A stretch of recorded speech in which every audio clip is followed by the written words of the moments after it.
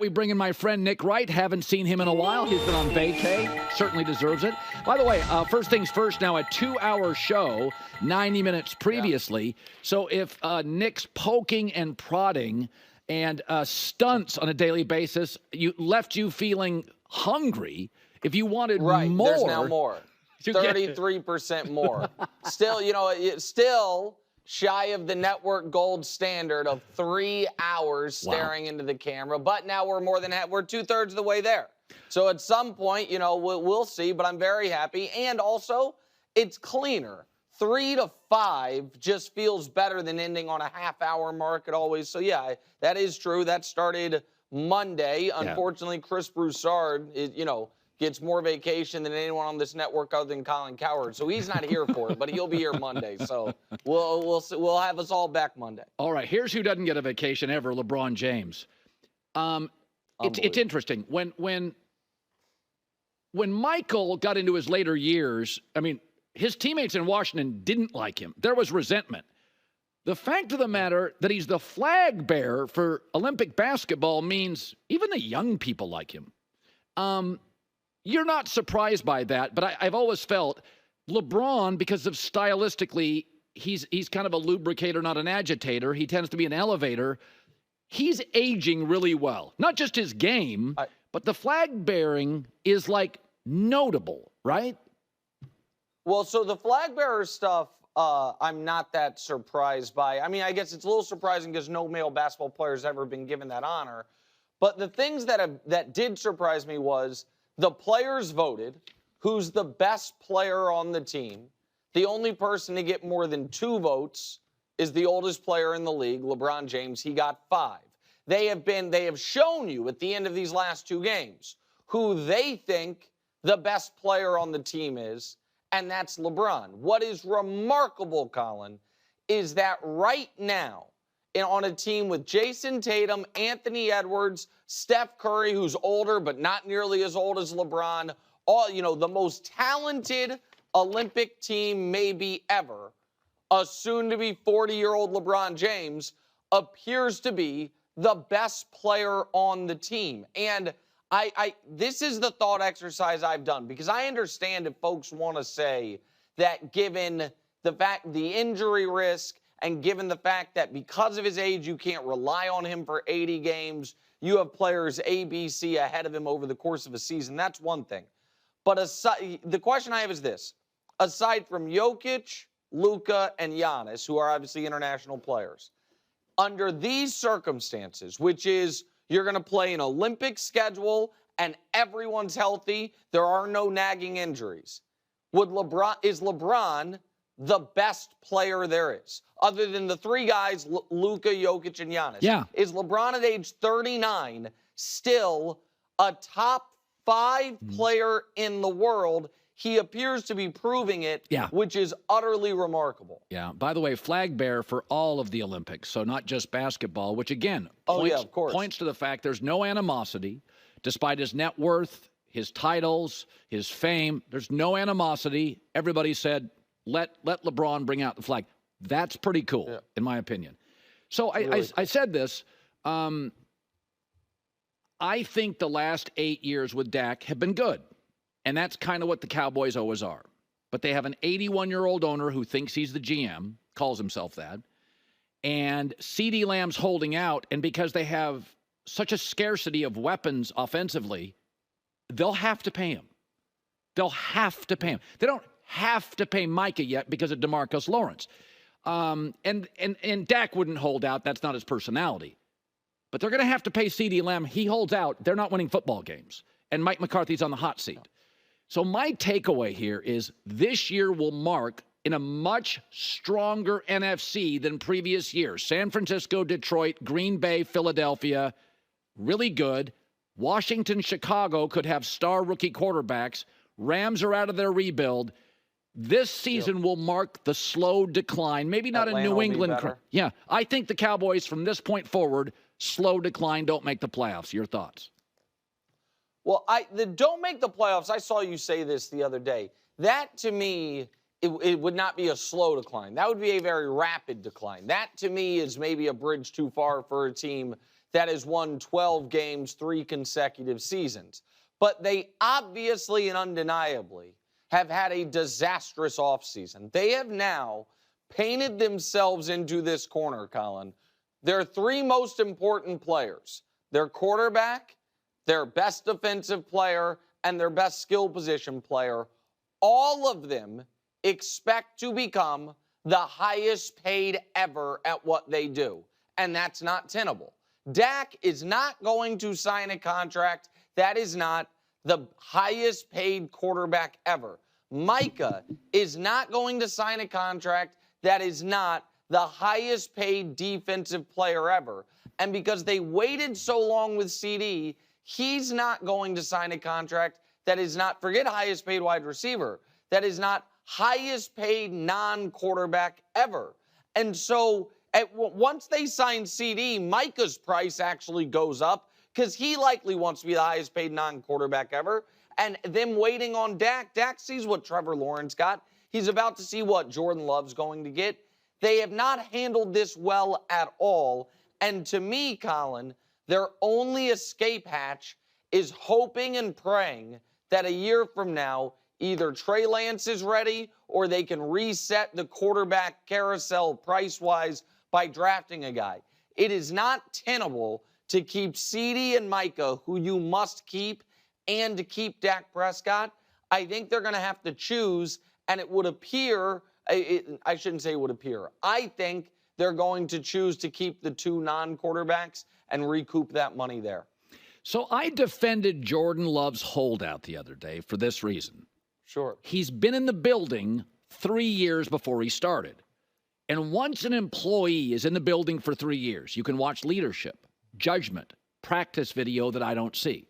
This is not Anthony Richardson, 13 starts in college, Indianapolis gets hurt. You have no idea in the building what he is. Is that Jordan Love has more than proven. I know, just 8 great starts, but this position is about intelligence, leadership, maturity, and judgment. And I think he's passed that with flying colors, plus the 8 games. Now, there's some pushback. We haven't seen a lot of them, but I would pay him, even a little overpay, to get him back on the field. Your thoughts? Well, listen, I think this is the most interesting of all the quarterback situations. I think the Miami one's pretty straightforward. I don't think they are certain he's excellent, and they're very squeamish about paying him. The Dak one I just talked about, I think Dak wants $60 million a year, and the Cowboys don't feel like they can make that happen right now. Love and the Packers, I think, will get done because I think they're aligned. I think the Packers really like him. And obviously, he just wants to get paid and stay there. I think that the fly in the ointment for this deal actually is the deal my guy Trevor Lawrence got. When Joe Burrow was at $55 million or $54 million a year, it's easy for the Packers to say to Jordan Love, listen, you're not Joe Burrow. Look at his resume. But when Trevor Lawrence gets 5 years, $275, Jordan Love's people can be like, oh, Trevor Lawrence, you mean the guy with 1 playoff win and 1 excellent start to finish season? Well, that's the same thing my guy has.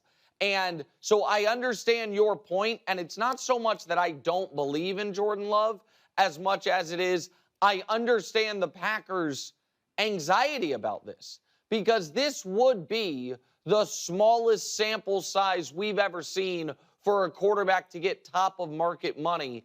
And I think that's what's going to happen. I do think eventually they're going to pay him. And by the way, I don't blame Jordan at all for, not practicing until he gets paid. I think that's something that Tua should have been considering because it's the only leverage you have. But I am more confident, I guess I would say, in C.J. Stroud being this level of quarterback than Jordan Love. I think Jordan Love might be, but I don't have enough yet to know it. But it doesn't really matter. The Packers are going to have to pay it on the hope that he is. So a couple days ago, J-Mac and I got into a conversation. If you could pay quarterbacks based on what they deserve. Now, it never works in that linear fashion where, everybody, it could be CEOs, broadcaster, whoever's the last guy to get paid is always top 3. Otherwise, Mahomes would always be the highest paid, and Kirk Cousins won't eventually make more than Brady. But I said, in a perfect world, here's how I would pay the quarterbacks in order of what they accomplished. We have two superstars in the league. Mahomes is number one. Allen, a highly productive touchdown machine in terms of raw production, is two. They're different. A lot of Allen's shortcomings have been a bad O-line, a defensive head coach, no run game until last year. He's got better support. The second tier to me are great quarterbacks with a flaw. Lamar postseason, Stafford's age, Burrow's health, and Goff's immobility. And then 4 young quarterbacks, I'd like to see more, maybe more wins or more time, but I do feel like I'd pay him as a GM. Herbert, Stroud, Love, and Lawrence. Jalen Hurts, the odd man out, he would be 11. Anything jump out to you that you strongly agree or disagree with?